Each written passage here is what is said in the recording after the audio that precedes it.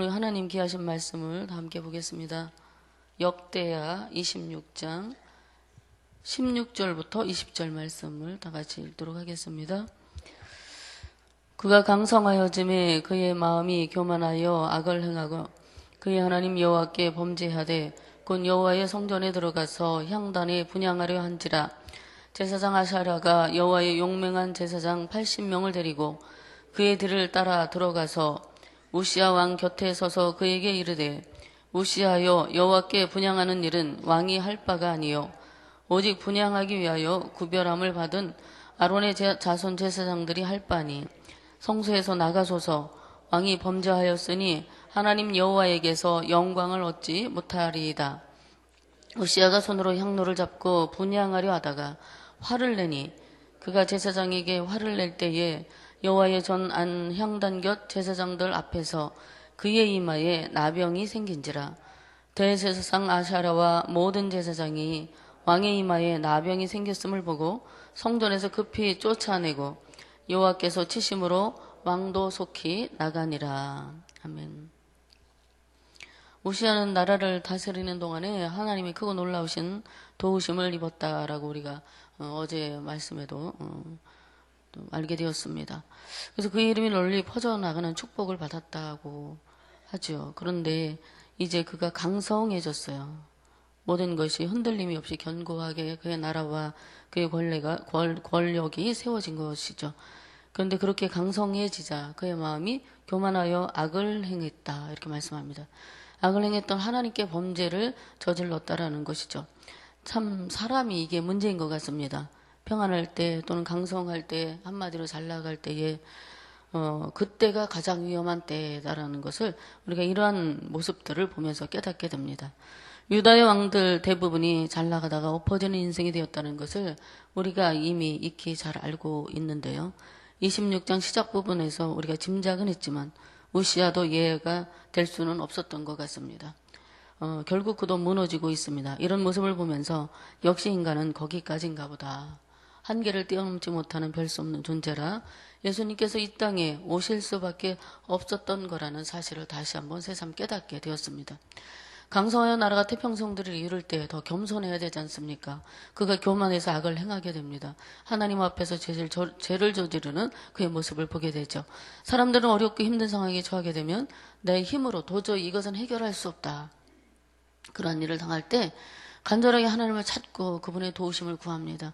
하나님 없이는 내가 살 수 없다라고 고백합니다. 하나님, 이 문제만 해결해 주십시오. 이것만 끝나면, 정말 이 문제만 하나님이 기적적으로 행해 주신다면 내가 주님만 위하여 평생 살아가겠습니다.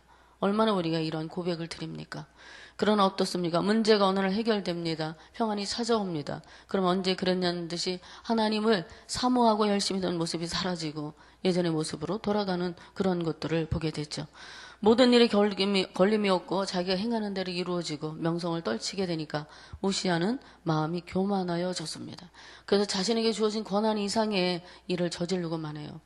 이스라엘 율법서에 왕의 일이 어머니 구분이 되어 있습니다. 그런데 그가 고의적으로 이 일을 어기고 있습니다. 기록된 것을 보면 이 일을 악을 행하였다, 하나님께 범죄한 것으로 규정을 합니다. 그래서 여기서 악을 행하다라는 히브리어 샤하트는 부패하다, 헛되다라는 의미와 회파하다, 멸하다, 그런 의미를 동시에 지니고 있습니다. 왕의 행위가 부패하여 헛됨으로 멸망의 씨앗이 내재되어 있다라는 것이죠. 또한 범죄하다라는 말의 본래 의미가 덮어가리다, 주로 은밀하게 범죄하다, 이런 등으로 번역을 한다고 합니다. 이것은 우시야가 하나님께서 주신 직분을 이용해서 자신의 힘과 권력을 넘어선 교만을 행함으로 그의 이런 행동이 하나님에 대한 반역이라는 것을 이렇게 성경이 우리에게 보여주고 있습니다. 잠언 말씀을 보면 겸손은 존귀의 앞잡이지만 교만은 패망의 선봉이다, 길잡이다라고 이렇게 이야기합니다. 망하는 길에 지름길이라는 거예요. 그래서 이 교만은 참 무서운 것 같습니다. 하나님께 대해 범죄를 저지르기 때문입니다. 그런데 교만해지면 사람이 자기가 교만하다라는 것을 깨닫지 못합니다. 그러니까 계속해서 하나님 앞에 산다라는 사실을 잊어버리고 자신이 최고인 줄 알고 그렇게 거만한 마음으로 살아가게 되는 것이죠.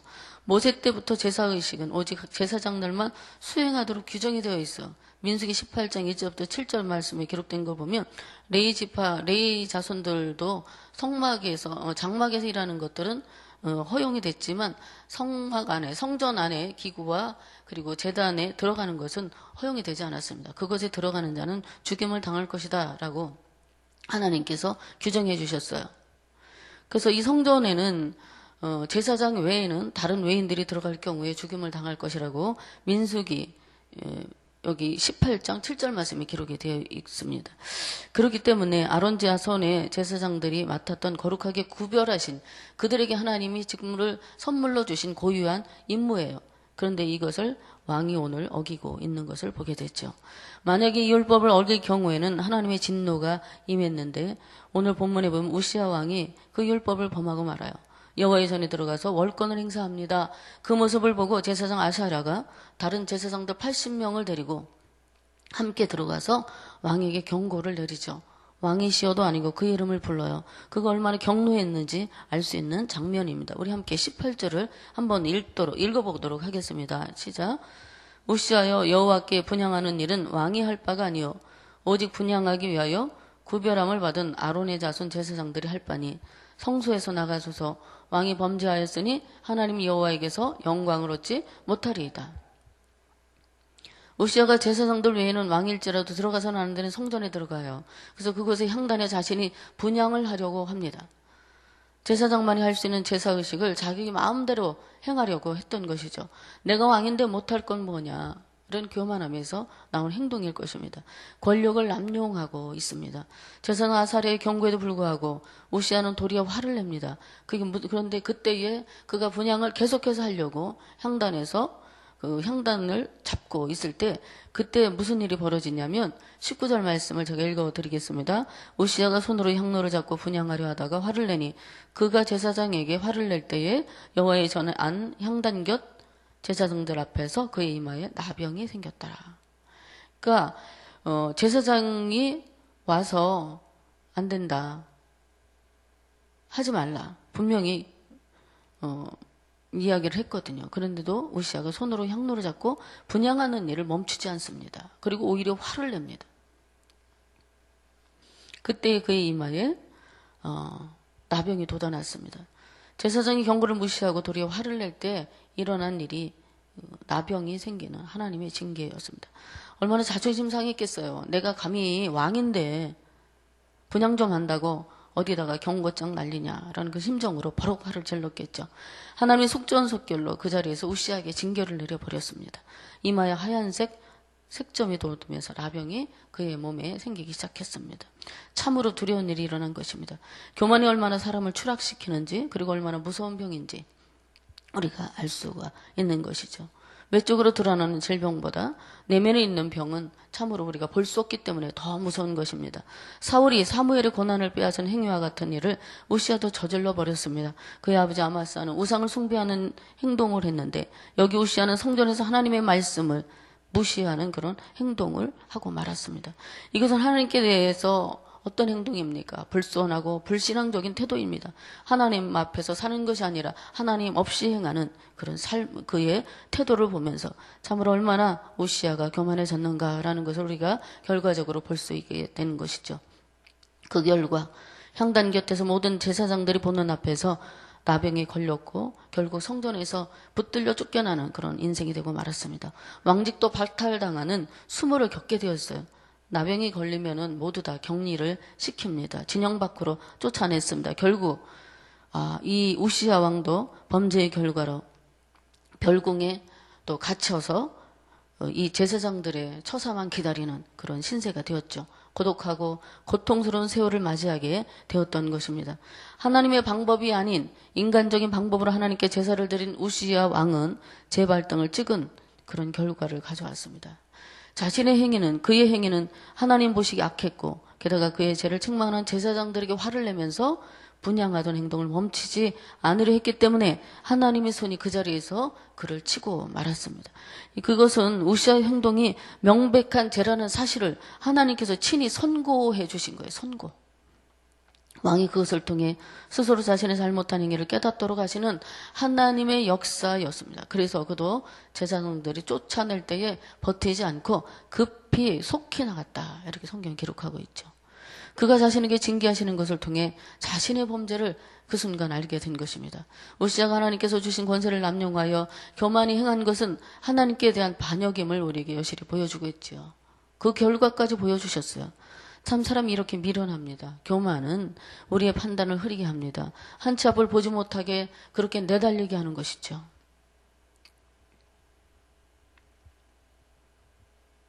하나님의 뜻대로 하지 않는 감사는 그것이 아무리 거창하고 화려할지라도 기뻐하시지 않는 것입니다. 우리가 성전에서 예배할 때도 마찬가지가 될 것입니다. 그래서 주님께서 말씀하시기를 믿음을 우리에게 말씀하실 때에 모래에 집을 짓는 자가 되지 말라. 반석에 집을 짓는 지혜로운 사람이 되라. 이렇게 말합니다. 자기의 영광을 위해 자기의 육신의 정욕을 위해 욕심을 위해 믿음 생활 하지 말라 하는 거예요. 육체를 위해 심는 자는 모래 위에 집을 지은 사람처럼 무너짐을 경험하게 된다라고 하는 것이죠. 그래서 하나님 뭐라고 말씀하시냐면 영과 진리로 예배하라. 하나님께서는 그렇게 예배하는 자들을 찾으신다라고 말씀합니다.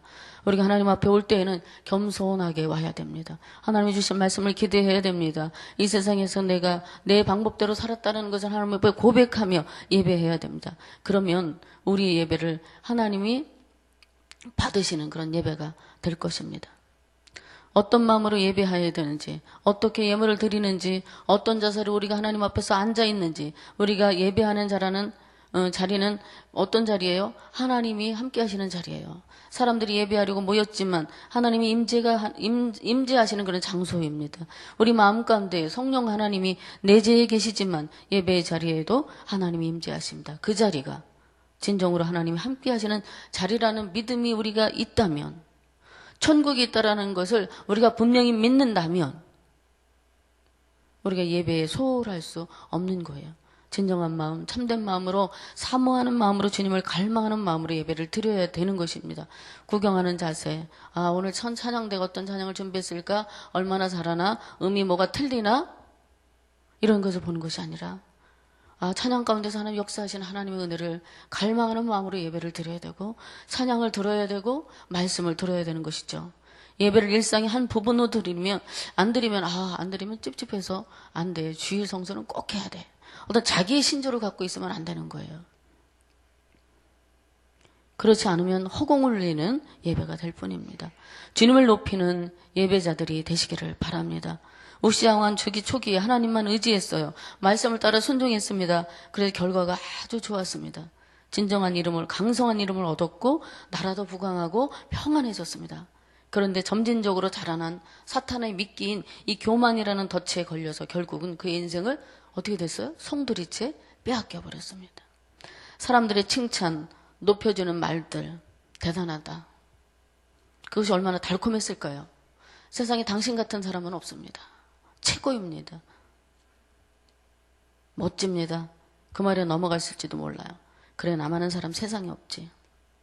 그러나 결국 자신의 자랑은 천벌에 이르게 되었습니다. 우리는 우시아 왕의 모습을 통하여 마지막까지 최선을 다하는 신앙, 변치 않는 믿음으로 하나님을 섬겨야 되겠다라는 교훈을 얻습니다. 저도 부족합니다. 날마다 넘어지고 날마다 엎어집니다. 그러나 무릎에 먼지를 털고 일어서듯이 우리가 넘어졌다 일어서듯이 오늘도 넘어졌지만 주님이 나를 포용해 주시고 안아주시는 그 사랑 안 있기 때문에 용기를 내서 오늘도 넘어졌던 심령의 무릎을 일으켜 주님 앞으로 나가는 것입니다. 여러분, 날마다 그렇게 주님 앞으로 나가시기를 바랍니다. 여호와 하나님을 신실함으로 찾아구하는 신앙이 형통의 복을 누리게 되고, 형통할 때일수록, 잘 나갈 때일수록 교만할까 조심해야 한다라는 교훈을 우리는 얻습니다. 기도를 멈추는 자는 번영도 끝이 난다라는 말이 있습니다. 기도에 사는 것입니다. 더 나아가서 하나님의 말씀해 주시는 방법대로 살기를 힘써야 합니다. 여기 우리 교회에다 기도하는 자리를 4층에 마련해 두었습니다. 거기 너무 좋습니다. 기도하기 좋고 성경 보기 좋습니다. 성도님들 많이 애용해 주시기를 바랍니다.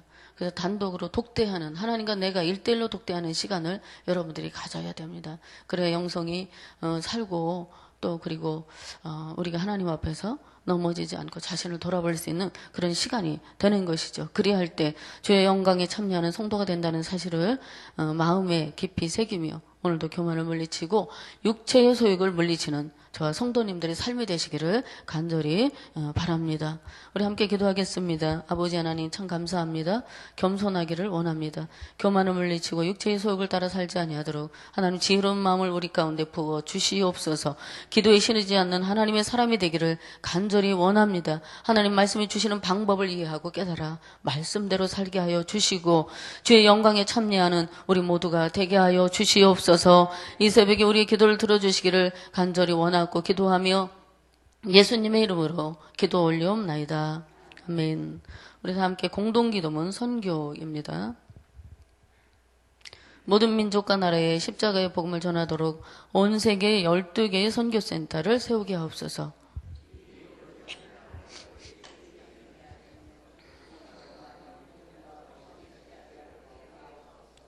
성경에 기록된 약속대로 주님께서 다시 오실 때까지 이 아름다운 발걸음이 강물처럼 들불처럼 이어지게 하시고 주님 뜻이면 어디든 순종하며 나가는 선교 공동체이게 하옵소서. 한 사람을 사랑하고 찾으시는 하늘아버지의 마음이게 하옵소서. 아멘. 오늘 우리가 함께 나누실 공동기도 제목입니다. 지금 들은 말씀이 내 삶으로 이어지게 하옵소서. 모이기에 힘쓰며 주기도문 하겠습니다. 하늘에 계신 우리 아버지, 아버지의 이름을 거룩하게 하시며 아버지 나라가 오게 하시며 아버지의 뜻이 하늘에서와 같이 땅에서도 이루어지게 하소서. 오늘 우리에게 일용할 양식을 주시고 우리가 우리에게 잘못한 사람을 용서하여 준 것 같이 우리 죄를 용서하여 주시고 우리를 시험에 빠지지 않게 하시고 악에서 구하소서. 나라와 권능과 영광이 영원히 아버지의 것입니다. 아멘. 우리 공동기도 제목을 나누도록 하겠습니다. 지금 들은 말씀이 내 삶으로 이어지게 하옵소서. 모이게 힘쓰며 작은 교회 역할을 감당하는 구역이 되게 하소서. 금요 심야 기도회에 각별한 은혜가 있게 하시고 많은 성도가 참여하여 기도하게 하소서. 각 교구 기관 교육부서를 축복해 주시고 우리 교회를 통하여 하나님 나라가 확장되게 하옵소서. 로마서 성경 공부를 복되게 하시고 말씀에 굳게 세워지는 교회가 되게 하소서. 말씀전 성경대학 2학기를 통하여 참된 믿음과 성숙한 성도로 세워지게 하소서. 러시아 선교 비전 트립이 준비되고 있는데요. 하나님의 은혜가 넘치게 해달라고 기도해 주시고 우리 교회 12개의 선교부서와 소울 프로젝트 비전을 통하여 원세계 선교 사명을 감당하게 하옵소서. 이러한 기도 제목을 가지고 함께 기도해 주시고 각자 기도하신 후 삶의 자리로 나가도록 하겠습니다. 다 함께 기도하겠습니다. 아버지.